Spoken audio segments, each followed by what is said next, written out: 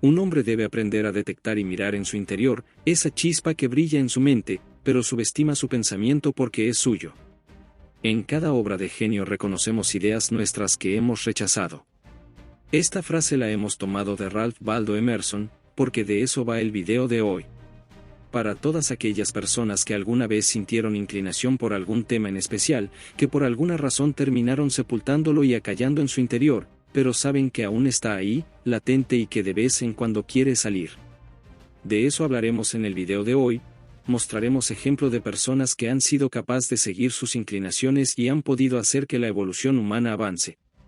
Nos enfocaremos en hombre entre hombres, como aquel que escucha la voz de su corazón, tiene una visión de vida, conecta con su singularidad, sabe dónde va, pone manos a la obra y se regocija cada vez que piensa que forma parte de la evolución humana. Sabe que no es una persona de tantas, que andan divagando por la vida sin rumbo fijo. Si por el título, pensaste que esto trataría de convertirse en un tipo musculoso con tatuajes, que anda gastando el dinero en cosas que no necesita, bueno, ya te digo que no está enfocado en eso, aunque déjame decirte que, si conectas más contigo, conoces las cosas que te gustan, probablemente empieces a trabajar en cosas que te gusten, lo que te ayudará a desempeñar un mejor labor y eso ayudará a que seas mejor remunerado.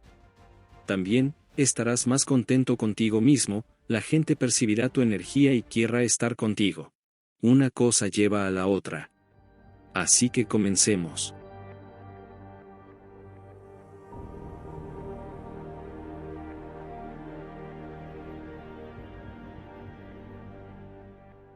Si miramos en la historia, nos encontraremos personajes que han sabido sacarle más partido a sus vidas. Personajes como Mozart, o un Leonardo da Vinci o un Charles Darwin, por nombrar a algunos. Normalmente las explicaciones giran alrededor de un talento o capacidades naturales. Pero sin embargo, miles de niños exhiben alguna habilidad o talento que les permite desenvolverse mejor en algún área en concreto, pero con el pasar de los años esas inclinaciones quedan sepultadas.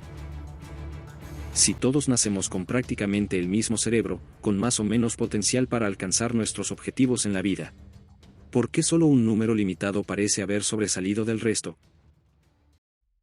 En el pasado solo las personas de la élite podían ser capaces de elegir una carrera y a las personas que no formaban parte de la clase social, género o grupo étnico, se les impedía tajantemente seguir su llamado. Y si aún así querían responder a sus inclinaciones, la información y conocimientos del campo respectivo estaba controlado por las élite. Es por eso que en el pasado existieron tan pocos maestros y los que habían destacaban tanto. Hoy en día, las barreras sociales y políticas han desaparecido casi por completo, ahora tenemos un acceso a información y conocimientos que los maestros del pasado apenas si podrían soñar. Lo primero es que el talento natural o un coeficiente intelectual no es la explicación para los logros futuros. Todos estamos más cerca del nivel de inteligencia de un genio de lo que creemos, aún así, encaramos un obstáculo importante el cual es cultural e insidioso. Hoy en día, el término de maestría o de excelencia se ha denigrado y en general no se ve como algo a lo que se deba aspirar.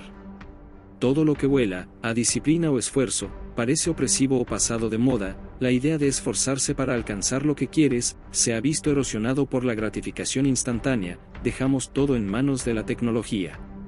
Nos hemos acostumbrado a obtener todo rápido y sin esfuerzo. Aprenda inglés mientras duerme, tómese esta pastilla y baje de peso, o invierta 250 y comience a ganar un sueldo este mes. Primero, debes ver tus intentos de alcanzar maestría como algo sumamente necesario y positivo.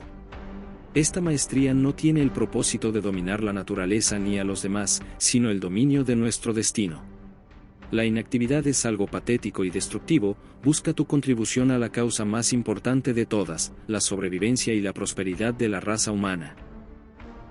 Un ejemplo clásico que puedo encontrar para ilustrar esta idea es el de Sir Francis Galton y su primo mayor, un tal Charles Darwin. Desde su infancia, Galton se veía bastante prometedor, era considerado un prodigio con un coeficiente intelectual elevado, muy superior a Darwin. Galton fue un joven maravilla que habría de desplegar una ilustre carrera científica, pero jamás dominó ninguno de los campos en los que incursionó. En contraposición, Darwin admitía ser un chico muy ordinario, más bien inferior en intelecto a lo común. Sin embargo, mirando su historia, tenía algo de lo que Galton carecía. De niño le gustaba coleccionar especímenes biológicos. Su padre, deseoso de que su hijo fuera alguien en la vida, lo inscribió en la Universidad de Edimburgo a estudiar medicina, pero Darwin no soportaba ver sangre y tuvo que desertar. El padre no se daría por vencido y lo inscribiría a una carrera en la iglesia. Mientras se preparaba como párroco de pueblo, un antiguo profesor le avisó sobre una expedición en barco para navegar por el mundo, donde se necesitaba de un biólogo para completar la tripulación. El trabajo sería recolectar especímenes y llevarlos a Inglaterra, y pese a las protestas de su padre, Darwin decide zarpar mar adentro.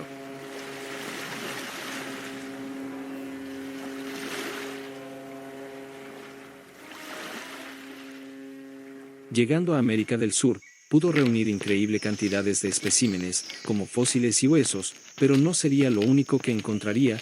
También tropezó con nuevos misterios por resolver sobre el origen de la vida en el planeta, cuyos misterios le harían cuestionarse el hecho de que la vida se originara de manera espontánea, como se lo habían enseñado en la iglesia.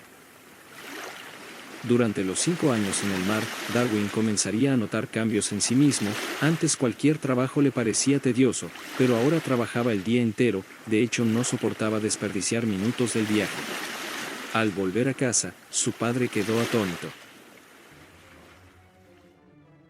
Había cambiado físicamente, su cabeza parecía más grande, su actitud entera era distinta, agudeza y seriedad de propósito advertían sus ojos, casi el aspecto contrario de aquel joven extraviado que años atrás había zarpado mar adentro.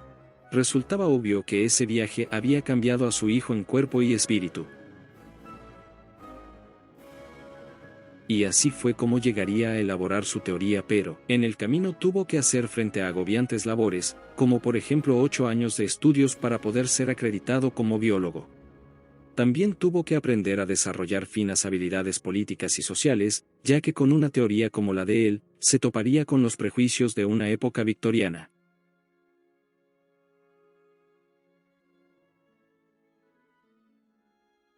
Bien.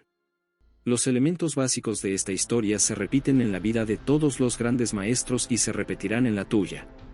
Por ejemplo, la predilección de juventud, también algún encuentro casual que te pone en camino. Un aprendizaje continuo en el que cobra vida gracias a su concentración y energía.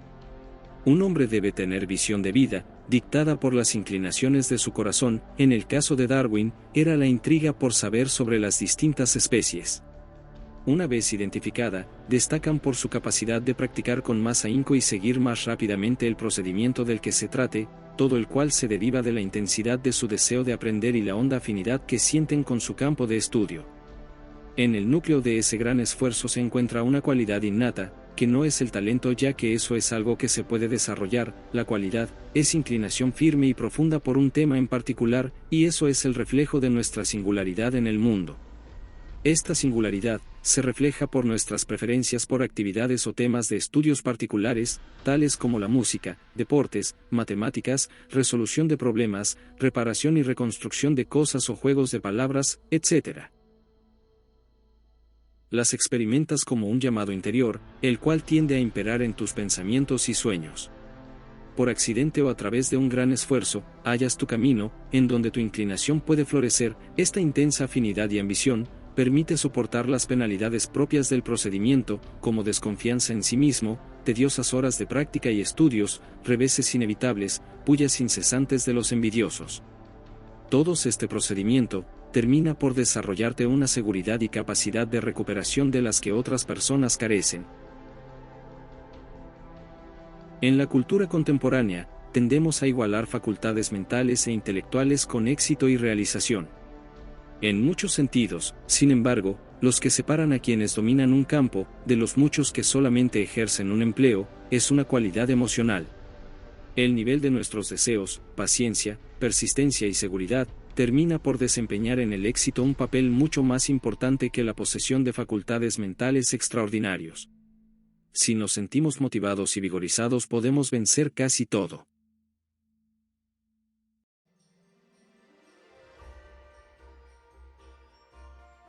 No hables de talentos concedidos, ya que sería imposible mencionar a toda clase de grandes hombres muy poco dotados que adquirieron grandeza, se volvieron genios gracias a cualidades de cuya falta nadie se vanagloriaría. Todos poseían la seriedad del trabajador eficiente que aprende a armar las partes, antes de aventurarse a formar un todo grandioso, y se dieron tiempo para ello, porque disfrutaban más de hacer bien las pequeñas cosas secundarias, que del efecto de un conjunto deslumbrante.